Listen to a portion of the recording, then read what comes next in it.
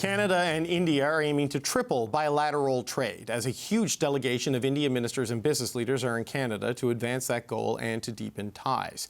That, as India's top representative in Canada accuses Canada's law enforcement and security agencies of being politically compromised during an interview with the Globe and Mail. India's High Commissioner to Canada has since claimed those comments were taken out of context from an off-the-record discussion and does not reflect his true beliefs. International Trade Minister Maninder Sidhu joins me now. Minister, it's good to see you. Thank you for your time today. Thanks for having me, David. I wonder if I could get your reaction off the top to the breaking news. Stephen Guilbeault will formally tell caucus tomorrow that he is leaving as a member of Parliament after leaving as a member of Cabinet because of the environmental direction of the government. What are your thoughts on this move by Mr. Guilbeault? Look, I'll let Stephen speak for himself, but what I can say is I have a great deal of respect for Stephen as a colleague. I've worked with him for a number of years, and so he's brought a lot to the table, and I'll let Stephen speak for his actions. How do you think Canadians who put the environment as one of their top issues might view this departure after the departure from Cabinet because of concerns of the new direction of this particular government? Look, I think environment is still top of mind for our government. In fact, I know that. It's for the future of our children. We haven't shied away from that. If you look at what we're doing with Alberta, look, I'm an Alberta boy. We need to stand behind our energy sector, but we also need to keep our environment in line, and that's exactly what we're doing through the MOU. If you look at what we've done with Alberta, if you look at the carbon capture project, that will effectively take close to 5 million vehicles off the road as we build up our environmental strategy, but also our energy infrastructure projects are very important. So the economy can go hand in hand, the environment can go hand in hand with the economy, and that's exactly what we're focused on.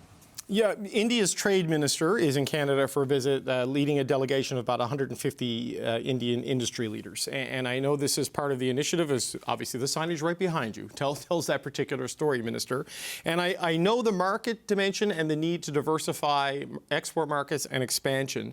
But how do you square the deepening of ties with the comments we heard today from India's High Commissioner in the Globe and Mail that he's accused CSIS, for example, of being compromised? What does that tell you about the nature of the relationship Canada and India still have at a government level? Look, from my conversations with my Indian counterpart, with the High Commissioner, is that we can have two tracks. Public safety is top of mind for our government, and we can continue our law enforcement cooperation with our institutions. We wholeheartedly stand behind our institutions. RCMP, the men and women there, CSIS, the wonderful work they're doing, or CBSA. And so we need to continue to collaborate. You've heard that from my counterpart this morning. I think CBC covered the speech where Minister Goyal mentioned our institutions and working collaboratively with our institutions. I think that's very important to mention as well. And so we'll continue that work with India to keep our communities safe, because nothing can beat keeping our communities safe, and we need to continue working on that together. Right. I know you can do multiple tracks, but the two tracks are meant to be complementary, right? There was a law enforcement agreement component to the normalizing, let's call it, of relations with India after sort of the deep freeze, after the Niger case and the allegations that were made public. And the High Commissioner isn't denying that he said it. He says it's misleading, it was out of context. But he has said that the RCMP is investigating things like fantasy allegations when it comes to the transnational repression. And that was this week these comments were published. I mean, how do we square that with this talk of better cooperation with India? From my conversations with him, I've been very clear from the start, including yesterday, that we need to continue working together to keep our community safe, to continue to fight transnational repression, continue to fight organized crime, and that's exactly what we're focused on. And from my understanding, I believe the High Commissioner came back and clarified that they do believe in our institutions. They will continue working with our institutions, and that's very important. The two have to go hand in hand, and we will not back away from that. And that's very important to note, especially for my community in Brampton. You're hearing about different types of cases, transnational repression, extortion cases. We will continue working with our authorities. The RCMP continue to invest in RCMP officers. In fact, we're hiring 1,000 more RCMP officers, 150 of them just to fight organized crime and transnational repression, and our efforts are working. Just the other day, 17 folks were arrested in the Peel region.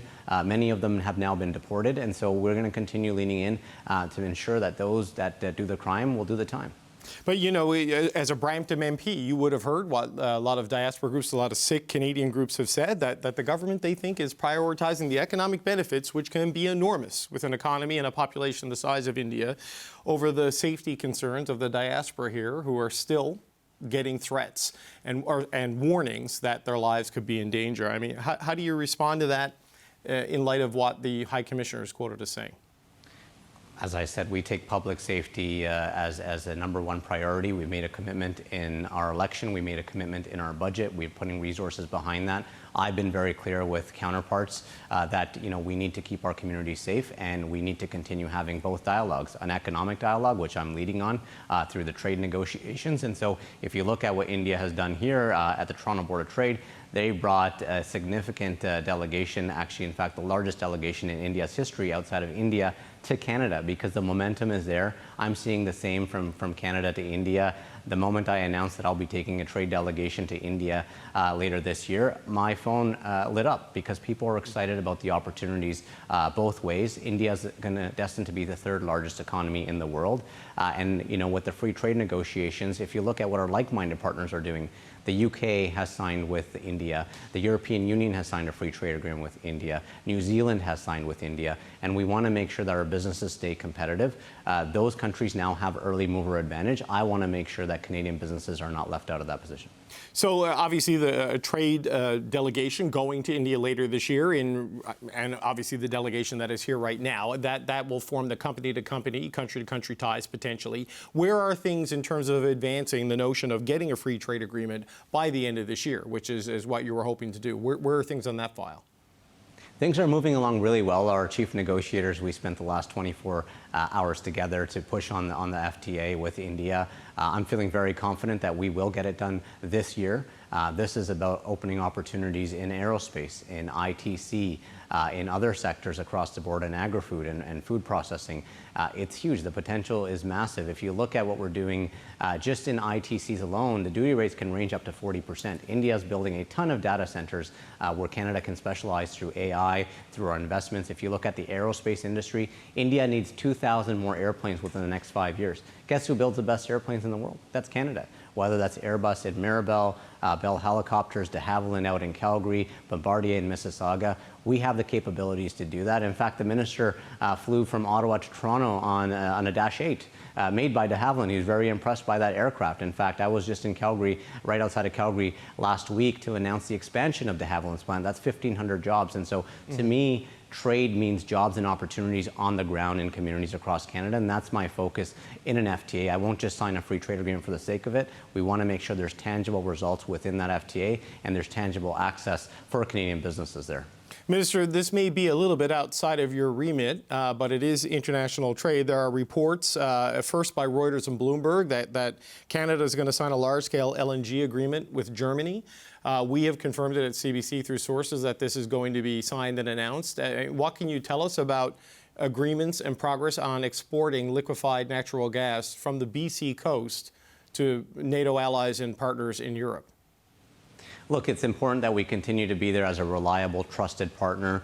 We're getting phone calls from all around the world. As you know, what's happening in the Strait of Hormuz is causing significant challenges in energy supply, in prices, in affordability, even for Canadians. And so we're exploring all opportunities to help our partners around the world. And on the West Coast, we have multiple projects in various phases of development. You saw what Malaysia's Petronas did with one of those projects, with LNG Canada 1 expanding. And we're going to stand behind our energy sector. The conversation with India is around nuclear.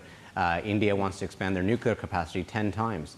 And so that's going to present significant opportunities. When I was there in India with the Prime Minister, we signed a $2.6 billion deal between Cameco and India. That's important to note, because to me, it's not about the billions. It's about the hundreds of thousands of workers that support these supply chains. In Ontario alone, the nuclear sector supports 100,000 jobs. And so India wants to grow their nuclear capacity 10 times. That's where CANDU can come in. That's where Cameco can come in. That's where our workers across Ontario can come in and really support that growth in India. Maninder Sidhu, Minister of International Trade, we appreciate the time, sir. Thank you for joining us today. Thanks for having me.